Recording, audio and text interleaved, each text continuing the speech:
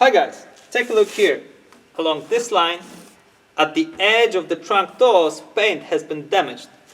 That is a very common problem for cars that have large sized trunks, as this one. And perhaps Peugeot 307SW is actually the best example, and that is because it has this plastic cover here. And since the trunk is so big that you could fit almost like a horse inside, then if you imagine this process, like you try to fit in the horse, it walks in and it has to stand on something. Okay, that's maybe not the best example, guys. You don't put a horse inside of the trunk, right? Let's use furniture instead. Try to put in a furniture. You basically approach the car, you lift the trunk doors, and then you put the furniture at the edge here because you need a better grip or you need some better access. You need to think about it, and that's why you have the plastic element, to protect the paint below from getting damaged.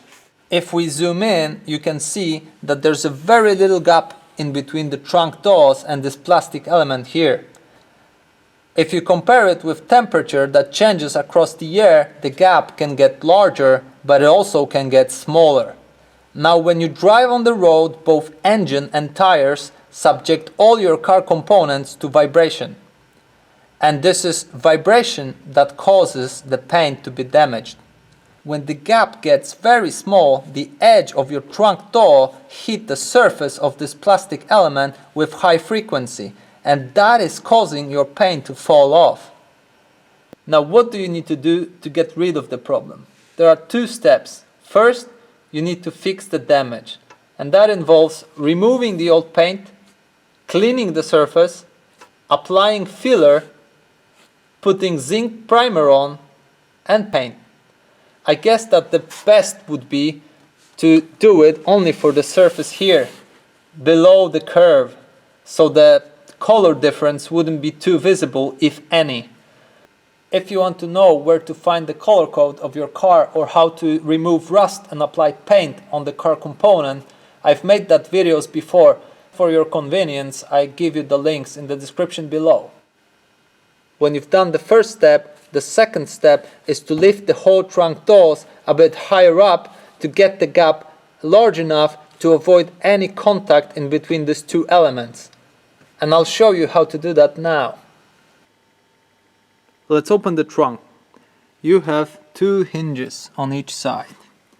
If I put some light on it. You will need to lift the whole hinge, and to do that you need to remove that bolt, or at least loosen it. And as you can see, there's no interface on it, so you can't do it from this side. You will need to remove the whole sealing to get to the nut. So first of all, you want to remove two side bolts here.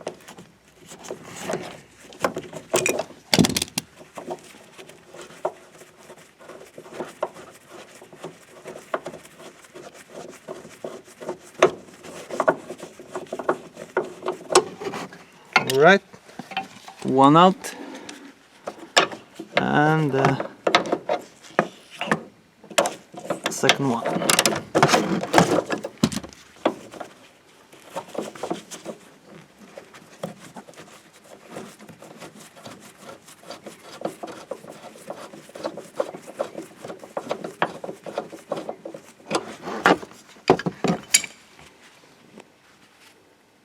There's the bolt.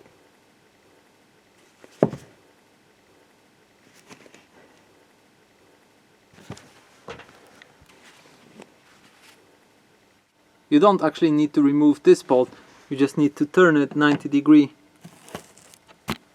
And now you see that it's loosened up. Now you need a star-shaped key to remove this bolt and then the whole assembly.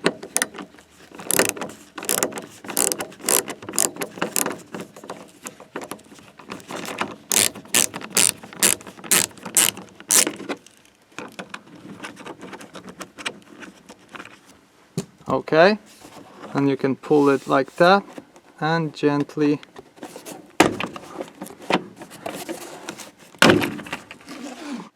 it looks like this. This is the place where the bolt was, and these are the pins that hold it in place from the other side. You can slide one off, and I can show you how it looks like.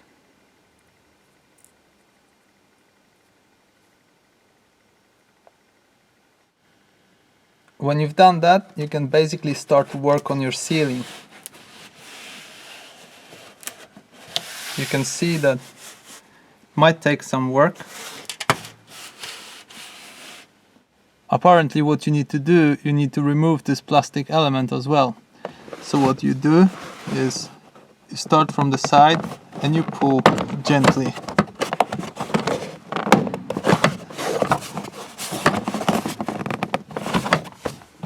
And from the other side.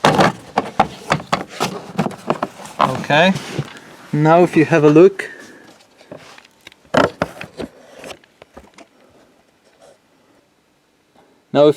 inside, this is the last element that holds it in place. I'll use the screwdriver to help myself and hook off these plastic elements of the metal part, but I can't have torch in one hand and do it with the other hand while holding the camera in place. So you have to trust me on this one. I changed the camera to my phone. Hope you're okay with that, because there's no other way we can finish that today if I'm not going to use the phone. It appears that this part is very simple to remove. This is basically how it's mounted. That's the bottom here. So first of all, you just pull these three interfaces out. Then you pull this interface out. I thought it's some more complicated, but it's not. You just pull it out and then you slide this off. So now I'll show you how this looks like inside the car. So this is the bottom where you just pull, and then that's the place where you need to pull, and then you slide it off this element here. Now when I remove the element on the right, it's actually very easy to bend it down and to get a good access for removing this bolt. So you don't need to take the whole ceiling out, you just need to bend it down to get the access to put the key inside. And that's what I'm going to do now. Okay guys, I still need to use the camera because I use my phone as a torch, otherwise you wouldn't see anything here. I've got like 10% on it, so I'll get quickly into it. Now I can lower down the ceiling so I have good access to use the key. That's what I'm going to do. You need to remember the position of your hinge before you start removing the nut, because you just want it a couple of millimeters higher.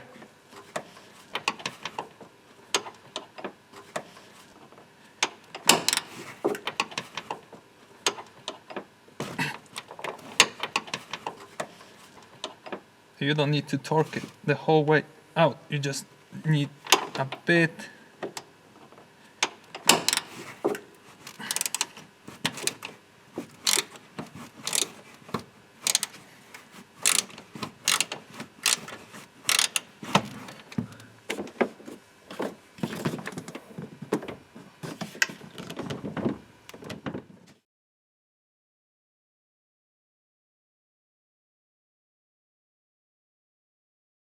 Okay guys, this is how it looks from the inside. That's the nut.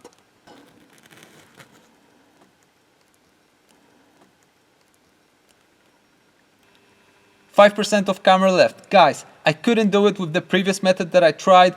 I wanted to show you really quick what did I come up with. These are 2 plastic blocks. So you basically put it in, one, second one. It's a pretty tight fit. And now what you do, you just fit the screwdriver in between and you push it inside. So first you want to push the first one as far as you can, then the second one, and the first one, and then you need to tighten the nut.